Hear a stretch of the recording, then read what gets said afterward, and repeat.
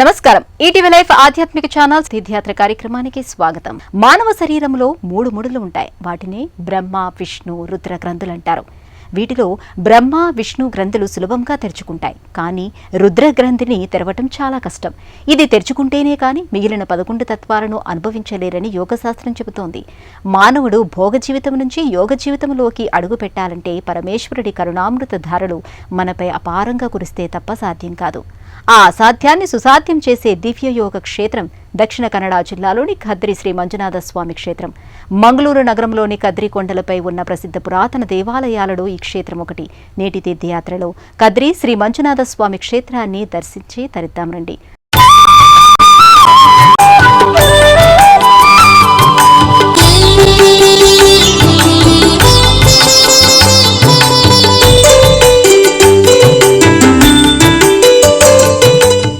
వైవిధ్యాలను వైరుధ్యాలను ఒకచోట ఉంచి సామర్థ్యాలకు పరీక్షలు పెట్టే శివయ్య తత్వం పండితులకైనా ఒక పట్టాన బోధపడదంటారు.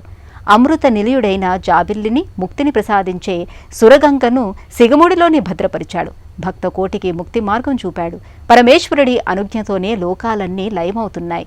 ఇంత వింత లోకాలను నడిపే పార్వతీనాథుడు పురాణకాలం నుంచి శ్రీక్షేత్రంగా ప్రసిద్ధి చెందిన కద్రిలో శ్రీమంజునాథుడిగా కొలువయ్యాడు.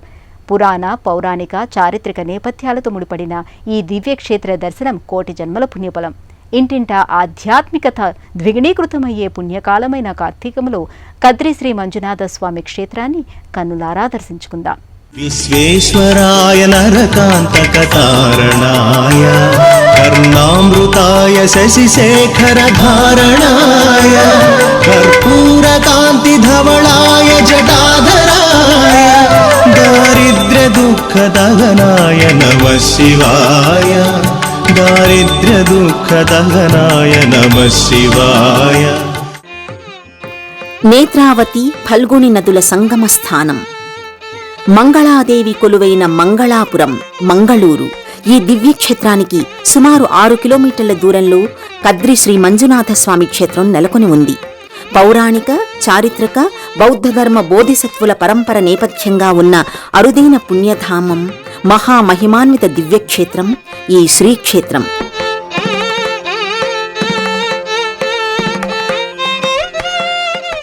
పచ్చని వృక్షాల నెలవుగా ప్రకృతి సౌందర్యంతో ఔషధీవనంగా విలసిల్లుతోన్న కద్రి అద్రి ఇదే. కద్రి పురాణ పురుషుడు పరశురాముడి తపోభూమి కూడా ఇదే. వజ్రయాన బౌద్ధమతంలోని ఓ తాంత్రిక సంప్రదాయం ఇదే గడ్డపై అపూర్వంగా వెల్లివిరిసింది. ఇక్కడే బోధిసత్వుని అవతారంలో నుంచి భోళాశంకరుడి ఆవిర్భావం జరిగింది.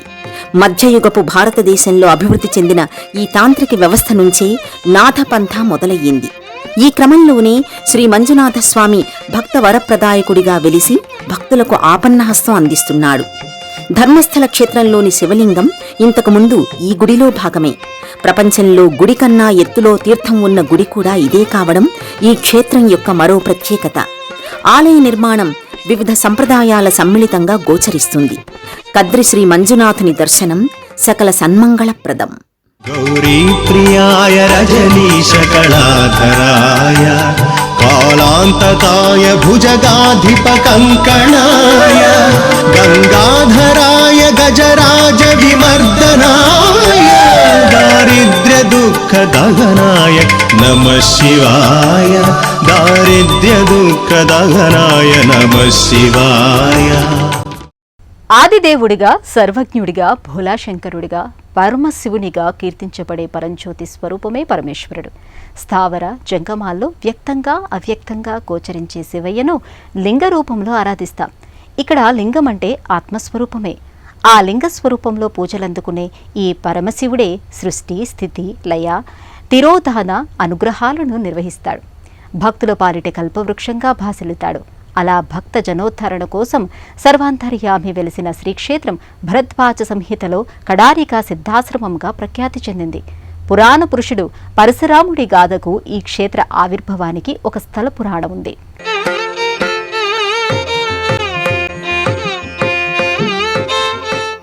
కద్రి అనే పేరు కదరి నుండి వచ్చిందంటారు. కదరి అంటే అరటి అని అర్థం. ఒకప్పుడు ఈ ప్రదేశంలో అరటి విరివిగా పండేది. అందుకే ఈ ప్రాంతానికి కదరి అనే పేరు నుండి కద్రిగా స్థిరపడింది. ఈ దివ్యధామం ఈ పరశురాముని గాథతోనే ముడిపడి ఉంది. తన తండ్రి జమదగ్ని మహర్షికి కార్తవీర్యార్జునుడి వలన జరిగిన అవమానాన్ని సహించలేక పరశురాముడు భూమిపై 21 సార్లు క్షత్రియుల్ని హతమార్చాడు. ఆ తర్వాత ఆ రక్తపాతానికి విసుగు చెందాడు. దీంతో పరమేశ్వరుడి కోసం సహ్యాద్రిపై తపస్సు చేశాడు. ఆ తపోనిష్టకు చలించిన శివుడు ప్రత్యక్షమై మానవాళికి ప్రయోజనం చేకూర్చేందుకు మంజునాథుని రూపంలో అవతరిస్తానని చెప్పి ప్రస్తుతం కద్రిగా ఉన్న కదలివనంలో తనను ధ్యానించమని కోరాడు.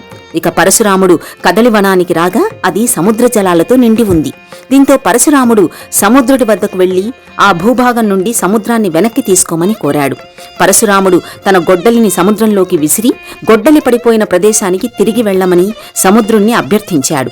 ఈ ప్రదేశంలోనే తుళునాడు ఏర్పడింది కాబట్టి దీనిని పరశురామ శ్రేణి లేదా పరశురామ క్షేత్రం అంటారు.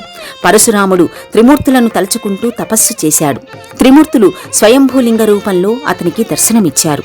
మంజునాథుని ఆశీస్సులు కోరిన తరువాత పరశురాముడు కద్రి నుండి ధర్మ ప్రచారానికి బయలుదేరాడు. అప్పటి నుండి త్రిమూర్త్యాత్మక స్వరూప ఆత్మలింగంగా మంజునాథుడు భాసిల్లాడు. 100 ఏళ్ల తర్వాత ఈ ప్రాంతం తుళునాడుగా ఏర్పడింది కాబట్టి దీనిని పరశురామ శ్రేణి లేదా పరశురామ క్షేత్రంగా భావిస్తారు. శ్రీక్షేత్రంలోని మంజునాథుని మూల విరాట్మూర్తి దక్షిణ భారత శివ ప్రతిమల్లోకెల్లా అత్యంత పురాతనమైనదంటారు. పరశురాముడి యోగ సాధనకు సాక్షాత్కరించిన పరమేశ్వరుడు కద్రి మంజునాథుడిగా కొలువయ్యాడు. ఈ దివ్య క్షేత్రంలోని పరమేశ్వరుణ్ణి దర్శిస్తే ఇహపర సౌఖ్యాలతో పాటు యోగ మార్గానికి దారులు తెరుచుకుంటాయి. భుక్తి ముక్తిని దాటి విశ్వ చైతన్య కాంతిపుంజంతో మనసు ముడిపడి ఉంటుంది. ఆ అద్వితీయ అనుభూతిని మంజునాథ స్వామిని దర్శించిన ప్రతి భక్తుడికి తప్పక కలుగుతుంది. అనిర్వచనీయమైన ఆ మహద్భాగ్యాన్ని మనము పొందుదాం. పార్వతీనాథుని అనుగ్రహానికి పాత్రలమవుదాం. 100 సంవత్సరాల తరువాత గురుపురం నుండి నాథ పంథాలు ధర్మప్రచారం నిమిత్తం దక్షిణం వైపుకు వచ్చారు. వారికి ధర్మప్రచారానికి కేంద్ర బిందువు అవసరమయ్యింది. ఈ క్రమంలో వారు కద్రి ప్రకృతి సౌందర్యాన్ని చూసి మైమరిచిపోయారు. ఇక్కడే ఉండాలని నిర్ణయించుకున్నారు. ఆ సమయంలో గురు మశ్చీంద్రనాథ్ సువర్ణ కడలివనంలో ఒక శివలింగాన్ని ప్రతిష్ఠించాలని నిర్ణయించుకున్నాడు. కాశీకి వెళ్లి ఆత్మలింగాన్ని తీసుకురావాలని తన శిష్యుడైన గోరక్షనాథుణ్ణి ఆదేశించాడు. గోరక్షనాథుడు కాశీకి వెళ్లిన తర్వాత కద్రిలో పరశురాముడు పూజించిన స్వయంభూలింగం ఇప్పటికే ఉందని మశ్చీంద్రనాథుడు గ్రహించాడు. ఆ తర్వాత మంజునాథుణ్ణి ఆరాధిస్తూ ధర్మప్రచారాన్ని ప్రారంభించాడు. కొన్నాళ్ల తర్వాత గోరక్షనాథుడు కాశీ నుంచి శివలింగాన్ని తీసుకువచ్చాడు. కద్రిలో అప్పటికే స్వయంభూలింగం ఉన్నందున గురు మశ్చీంద్రనాథుడు కద్రి ఆలయంలోని 7వ పుష్కరిణిలో శివలింగాన్ని ప్రతిష్ఠించమని చెప్పాడు. అదిగో ఆ లింగమే ధర్మస్థల శ్రీ మంజునాథ స్వామి లింగంగా ప్రతిష్ఠితమయ్యింది.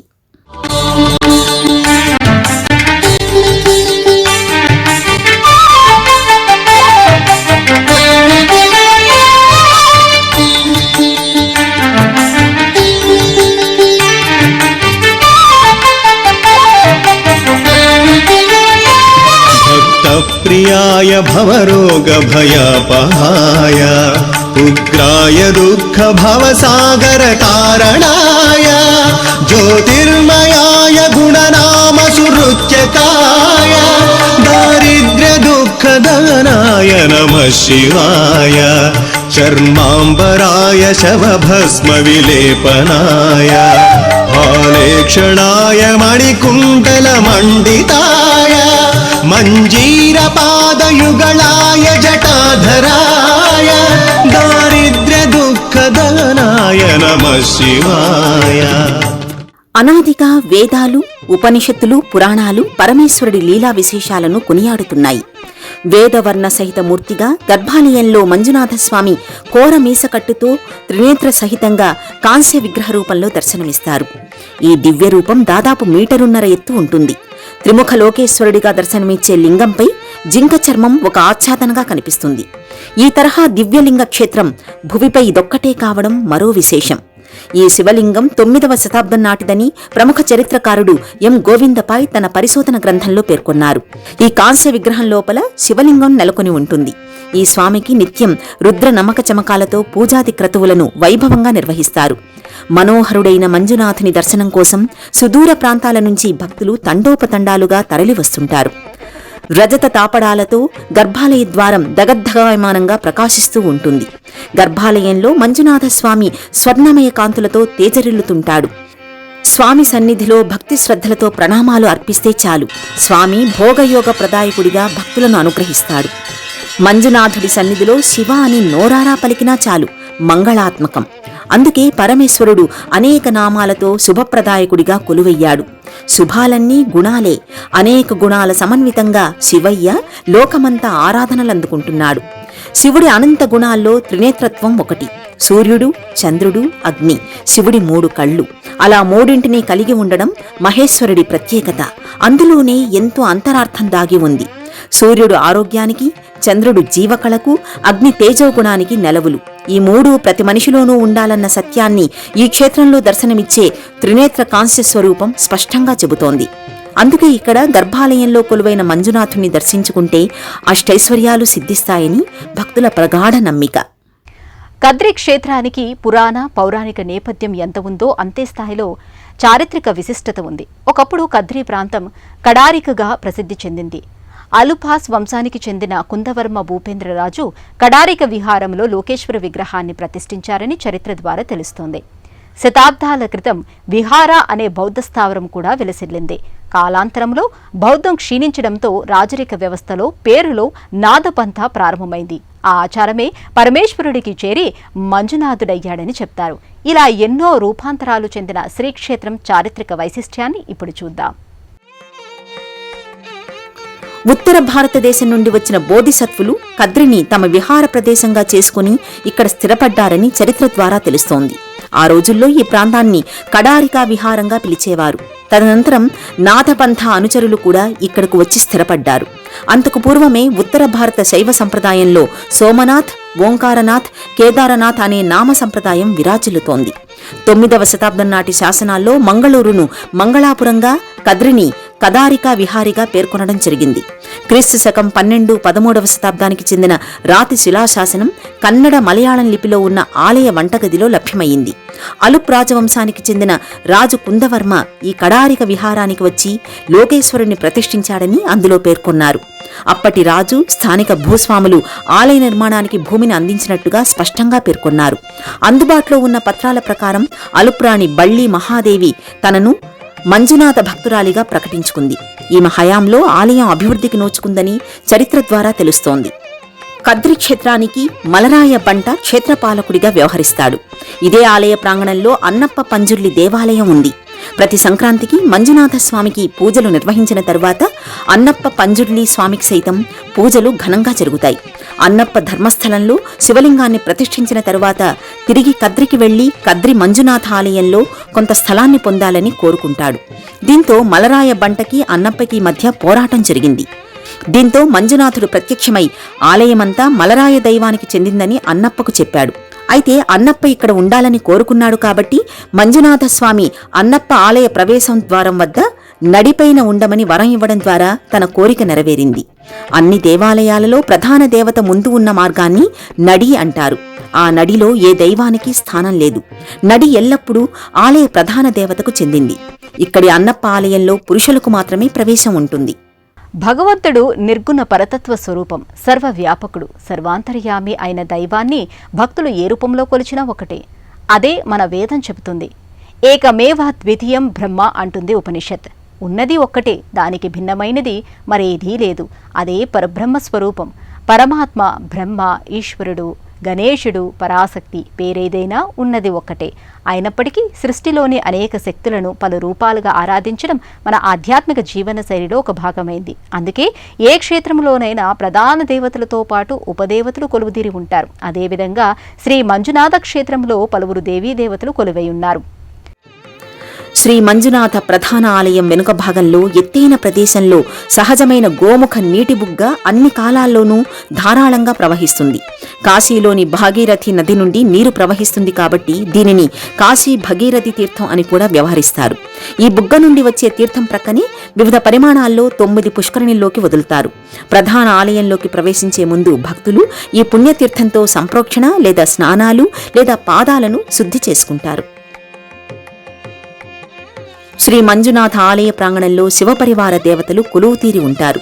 భక్తులు మంజునాథుణ్ణి దర్శనం పూర్తి చేసుకున్న తరువాత ప్రధాన ఆలయానికి ఉత్తరం వైపు కొలువైన శ్రీ మహాగణపతిని భక్తి శ్రద్ధలతో దర్శించుకుంటారు. ప్రతి ఏడాది గణపతికి పంచ పర్వోత్సవాలు నిర్వహిస్తారు. గణేష్ చతుర్థిని ఇక్కడ వైభవంగా జరుపుతారు. గణేశుడి సన్నిధిలో నిత్యం హవనం జరుగుతుంది. ఈ హవనం సంవత్సరంలో 365 రోజులు జ్వలిస్తూనే ఉంటుంది. శ్రీ దుర్గా పరమేశ్వరి ఉపాలయం శ్రీ మంజునాథ స్వామికి పశ్చిమాన నెలకొని ఉంటుంది. ప్రతి సంవత్సరం కార్తీక మాసంలో పార్వతీదేవి మంజునాథ స్వామి వారి కళ్యాణోత్సవం ఇక్కడ జరుగుతుంది. ప్రతి కార్తీక మాసంలో కార్తీక ద్వాదశి సందర్భంగా ఇక్కడ లక్షదీప మహోత్సవం జరుగుతుంది. నవరాత్రుల సమయంలో రామోత్సవ ఉత్సవను ఇక్కడ ఎంతో ఘనంగా జరుపుకుంటారు. ప్రధాన ఆలయ ప్రవేశ ద్వారం దగ్గర అయ్యప్ప ఆలయం నెలకొని ఉంటుంది. ఇక్కడ అయ్యప్ప స్వామి ప్రత్యేకత ఏమిటంటే యోగ పద్మాసనంలో కూర్చుని ఆయుధ రూపంలో దండం పట్టుకోవడం. ఇది చాలా అరుదైన దృశ్యం. మండల పూజ సమయంలో శబరిమలకు వెళ్లే భక్తులు పవిత్ర పుష్కర స్నానం చేయడానికి కద్రికి వస్తారు. ఇక్కడ అయ్యప్ప స్వామి ఆశీర్వాదం తీసుకుని ఆ తరువాతే శబరిమల యాత్ర ప్రారంభిస్తారు. ఇదే ఆలయ లోగిలిలో నవగ్రహ మండపం నెలకొని ఉంటుంది. ఇక్కడ శనైశ్వర స్వామికి ప్రతి శనివారం వందలాది మంది భక్తుల సమక్షంలో నవగ్రహ పూజలు, శనైశ్వర పూజ నిర్వహిస్తారు. నవగ్రహ మండపానికి సమీపంలో వసంత మండపం ఉంటుంది. 9 రోజుల పాటు జరిగే వార్షిక ఉత్సవంలో భాగంగా మంజునాథ స్వామి పూజను ఇక్కడ నిర్వహిస్తారు. 9వ రోజున ఇక్కడ శ్రీ మంజునాథ అష్టావధాన సేవ జరుగుతుంది. వార్షిక ఉత్సవాల్లో 9వ రోజున మంజునాథ స్వామి గరుడ మంటపంలో కూర్చొని ధ్వజావరోహణ ఘట్టాన్ని వీక్షిస్తాడు. ఈ శ్రీక్షేత్రంలో నిరతాన్నదానం జరుగుతుంది. ప్రతిరోజు వేలాది మంది భక్తులు అన్నదాన ప్రసాదాన్ని భక్తితో స్వీకరిస్తారు. ఇదే లోగిలిలో కొలువైన చంద్రమౌళీశ్వర స్వామికి కాశీ భగీరథి తీర్థం తీసుకుని కులమతాలకు అతీతంగా భక్తులందరూ ఇక్కడ శివుడికి అభిషేకం చేసుకునే భాగ్యం లభిస్తోంది. ప్రపంచంలో గుడి కన్నా ఎత్తులో తీర్థం ఉన్న గుడి ఇది ఒక్కటే.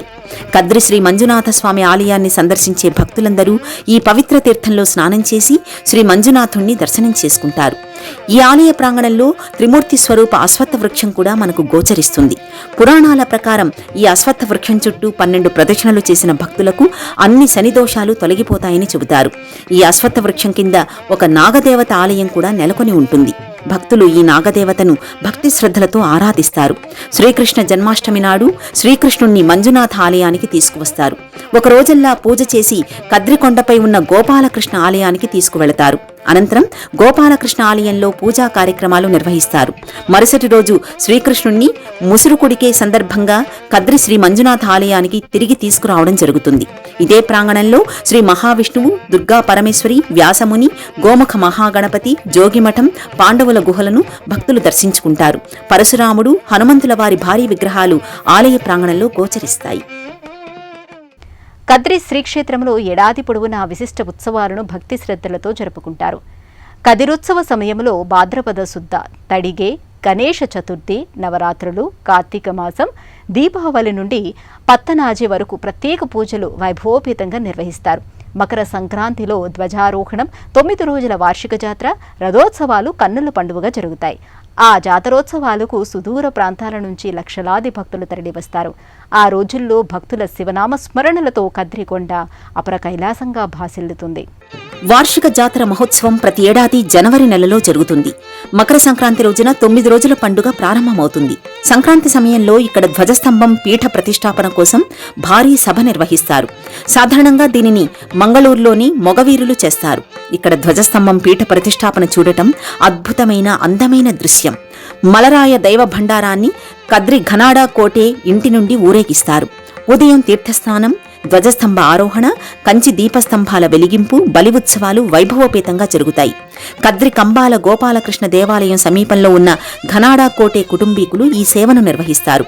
16 వర్గాలు ఈ అద్భుతమైన ఊరేగింపులో పాల్గొంటాయి. ఈ జాతరోత్సవాలకు సుదూర ప్రాంతాల నుంచి లక్షలాదిగా భక్తులు తరలివస్తారు. ఆ రోజుల్లో భక్తుల శివనామ స్మరణలతో కద్రికొండ కైలాసంలా భాసిల్లుతుంది. కదిరుత్సవ సమయంలో భాద్రపద శుద్ధ తడిగే, గణేష చతుర్థి, నవరాత్రులు, కార్తీక మాసం, దీపావళి నుండి పత్తనాజే వరకు ప్రత్యేక పూజలు అంగరంగ వైభవంగా నిర్వహిస్తారు. ధనుర్మాస పూజ, శివరాత్రి, ఉగాది నిరాడంబరంగా ఆధ్యాత్మిక చింతనలు, పూజాది క్రతువుల నేపథ్యంగా జరుపుతారు. ప్రతి సోమవారం రుద్రాభిషేకం నిర్వహిస్తారు. వార్షిక జాతర సందర్భంగా 62 అడుగుల ఎత్తైన ధ్వజస్తంభానికి 40 అడుగుల గరుడ పతాకను ఎగురవేయడం ఆనవాయితీ. 12 సంవత్సరాలకు ఒకసారి జరిగే బ్రహ్మకలశ సమయంలో గోముఖం నుండి పవిత్ర తీర్థం ఎర్నాకెల్ వెదురుకాండం గుండా వెళుతుంది. కద్రి శ్రీ మంజునాథ ఆలయం లోపల ఉన్న శివునికి మహారుద్రాభిషేకం జరుగుతుంది.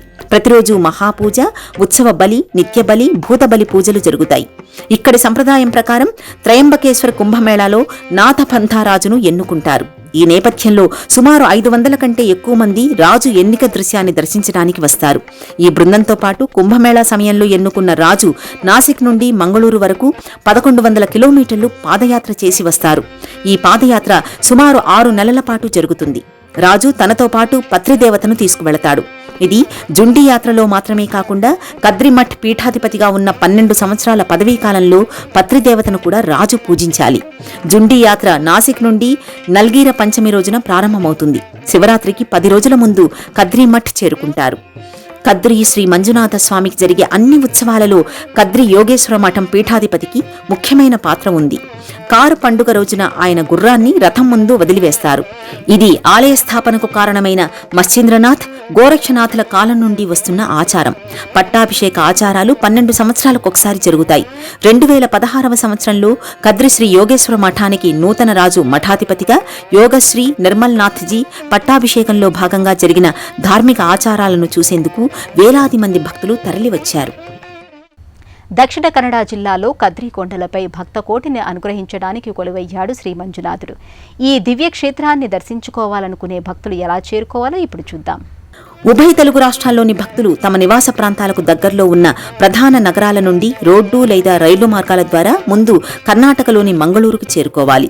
హైదరాబాద్ నుంచి మంగళూరు సుమారు 802 కిలోమీటర్ల దూరం. అక్కడి నుంచి కద్రి శ్రీ మంజునాథ స్వామి ఆలయం కేవలం 6 కిలోమీటర్ల దూరంలో నెలకొంది.